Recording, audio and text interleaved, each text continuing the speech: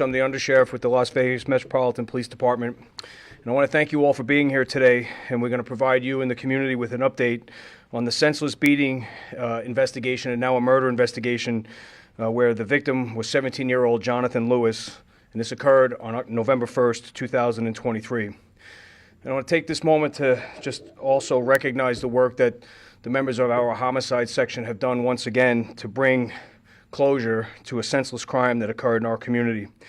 I'm here today to announce that we have 8 suspects in custody for the murder of Jonathan Lewis, and those 8 suspects will be charged with the crime of murder. Our work in this investigation is far from over, and we need all of your help as we continue with this investigation. And the reason I say that is many of you and many people in the community have seen the violent video that has circulated throughout our community via social media. And if you or your child or somebody you know has seen that video and recognizes anybody that may have been a participant in this senseless crime, you need to get a hold of us and our homicide section, like I said earlier, as we further our investigation. And on a personal note, I want to say, just as a parent and as a member of this community, is the video that's out there and the videos that we have mentioned throughout this investigation and that you've seen reported in the media, they're extremely disturbing. And this should be a reminder to all of us to have those difficult conversations with our children and remind them that their actions have consequences. Their actions have lasting consequences. Their actions have life-altering consequences. So to provide you with the further details of this investigation and the arrests that were made today is Lieutenant Jason Johansson from our homicide section.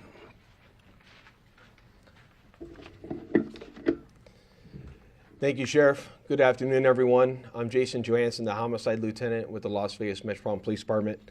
My goal here today is to provide you a brief overview of the initial investigation when we responded up until the point of the arrest of the 8 subjects today during our operation. Let me start off with our response. On November 1st of 2023, the Clark County School District Police Department, they responded to a report of a battery as a result of a fight. Initially, it came out at Rancho High School. Very quickly, in the initial preliminary investigation, it was determined that the actual fight occurred in the alleyway at 1308 21st Street, which, as you can see on the map to my left, is directly east of Rancho High School in close proximity. And it was learned that this fight occurred right after school had let out at Rancho High School, and it is believed that all members that were involved in this incident, whether it be as witnesses, suspects, and victims, were attendees of Rancho High School. We also learned that how the victim ended up back at Rancho was that after the fight occurred, he was laying unconscious and unresponsive in the back alley, and a citizen nearby saw him, began attending to him, and carried him back to Rancho High School, which is what prompted the initial 911 phone calls related to this incident. Following medical's response, he was transported to UMC, where very early on in the investigation, it was determined that Mr. Lewis had sustained non-survivable head trauma, and that was when the homicide section responded, and we took over this investigation due to the extent of his injuries. As you know, the video that has been shared widely on social media, which I am not going to show today, but many people have seen it, is very graphic, and in my opinion is very void of humanity. What you see in the video, though, is approximately 10 subjects kicking, stomping, and punching our victim, Jonathan, as he's on the ground, not defending himself, and to the point where he becomes unconscious. During our investigation, we quickly learned that the fight was actually over a pair of stolen wireless headphones and possibly over a stolen marijuana vape pen from incidents that occurred earlier in the week, and that as a result of those stolen items, which were taken from the victim or the victim's friends, they had agreed to fight with several of the subjects in the back alley where the fight occurred. After school let out, all parties then walked to that back alley where, as you see in the video, our victim removes his clothing, engages in a fight initially with one subject, and the minute the punch is thrown with that person, 10 subjects immediately swarm him, put him to the ground, and begin kicking, punching, and stomping on him. Over the course of this investigation and in close coordination with Clark County School District Police Department and Rancho High School administrators, we were able to quickly identify many of the subjects involved in the fight from the video that was taken and shared off of social media. As a result, we have identified approximately 10 subjects that were involved in the murder. 8 of those subjects we have been able to positively identify. On November 7th, our team was advised by family members that our victim had sustained, was currently medically brain dead, at which point in time they had made a decision to donate his organs. And yesterday, the victim was, an autopsy was performed by the Clark County Coroner's Office on the victim, where his cause of death was blunt force trauma homicide.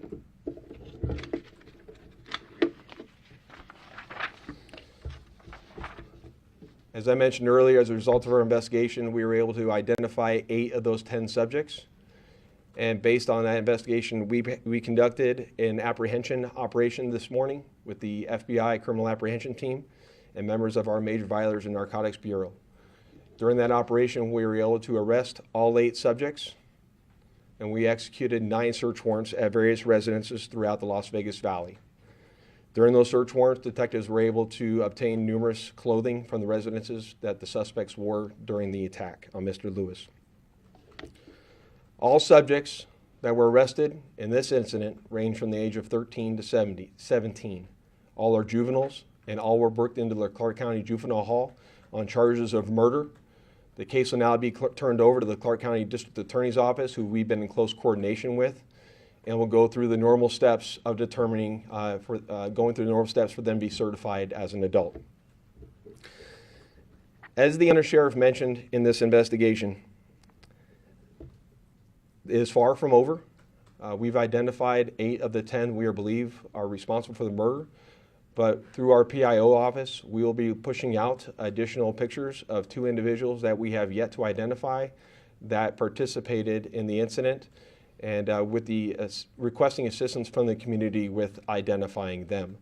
I also want to secondly ask anybody in the community that if you know anybody who witnessed this, if you see video of this from social media, please don't just believe we have it. There's a high likelihood that there's additional video out there that we don't have.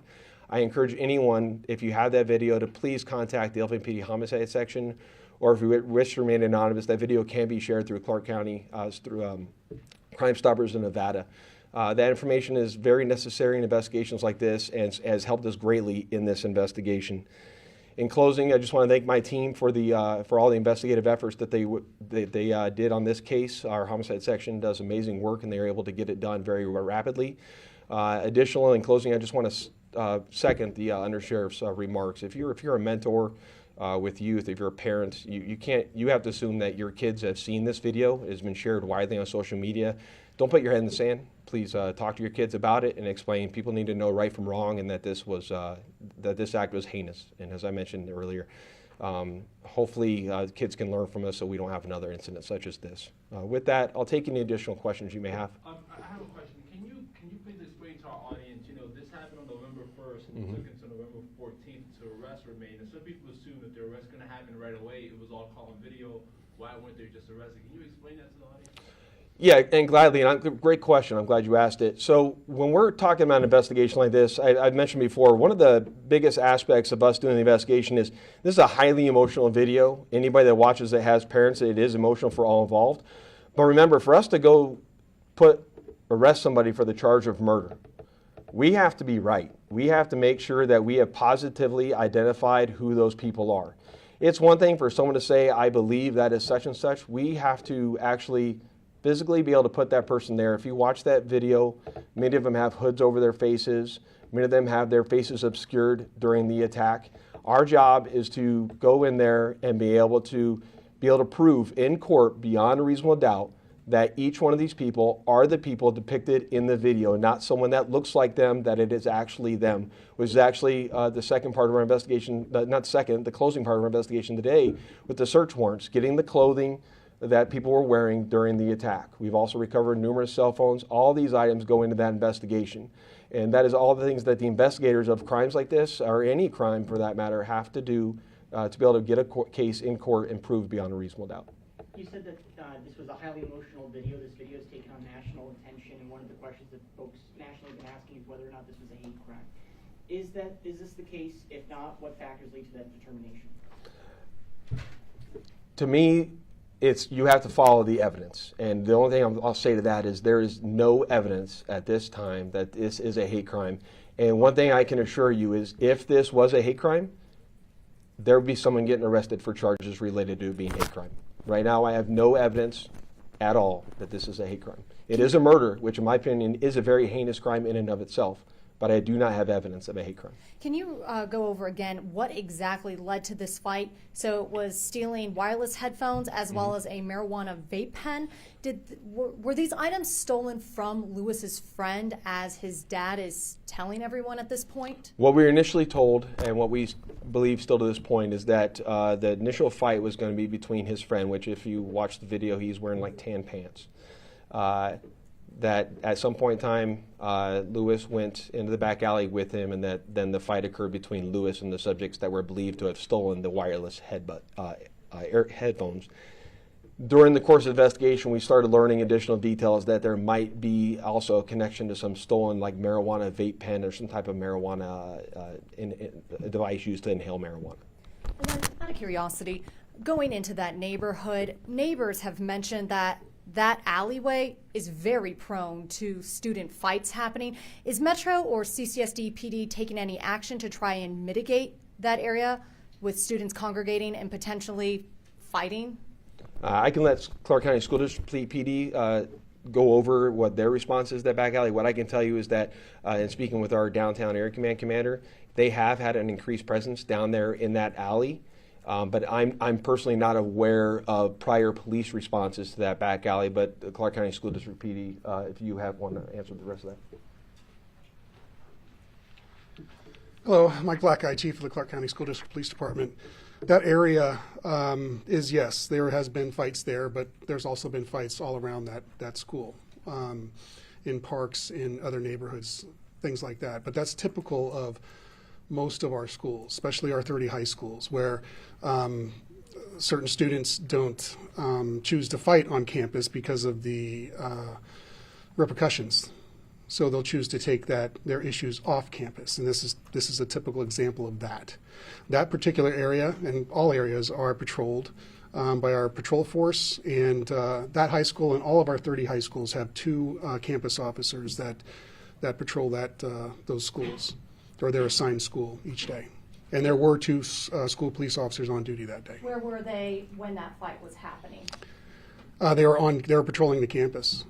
Why didn't they see that fight? Where were they patrolling the campus? I mean, how far away from campus can they patrol, or do they patrol? They patrol where incidents lead them, typically. So if they have information that there's going to be a fight, they'll be there. In this particular incident, there was no information that there was going to be an incident that was going to occur in the apartments next to the school. This is Joshua with Channel 8. I just have a question. Do any of these juveniles have previous records? I couldn't say that. I don't. I'm not aware of the information related to the suspects. And also, can you just last week there was also an incident in Harney Mills where a body was found. Can you just provide any sort of reassurance for parents who have kids that go to CCSD about safety? Metro also investigated that incident, so they can speak to that incident. But as far as our police force and of how the school district provides safety in schools, we do have 194 police officers that cover our 370 schools each and every school day. And obviously that's not enough. However, 40 of them are on patrol each and every day. And that's when school starts. Incidents that occur overnight, we do not have that force working for incidents that occur, particularly for a Harney incident like that. what is CCSD police doing differently after the incident in Rancho High School? Obviously, an incident like this is going to impact the school community, specifically Rancho, the students, obviously the staff, and parents. And just not parents of Rancho, but parents all over Clark County. I've received calls basically stating that it could have been their child. What we've done, obviously, we're partnering with our agencies like we always do, Metro, North Las Vegas, which is very close border-wise to Rancho. And we're providing extra coverage at Rancho and other sites. We're also providing additional service to that school. And I can't speak of that right now. When you say extra coverage, does that mean more than one officer? Typically, incidents at school happen in the mornings, at lunchtime, and after school. So those coverages increase for those hours of the school day. And how is CCSD PD responding to the threats teachers, administration at Rancho High School have been receiving since this video went viral? Again, I can't speak of that, but there are additional resources provided to that site to address those issues that are occurring. Were the suspects apprehended at Rancho High School? I can't speak of where the There are suspects apprehended at numerous locations across the valley, so I don't have every last individual location where they are apprehended, but I'm not aware of one apprehended on school grounds right now. No. You are not? No, I'm not aware of. Thank you, everybody. So this is the second Thank you. video saying that he's committing like Howard for life and how you handle approach. What does it say about just children in Las Vegas? Are they out of control or what? I don't want to get into surmising what I believe is going on with the youth guy. I don't want to believe that this is what everyone is doing. I want to believe that this is a small subset of the population. Thank you.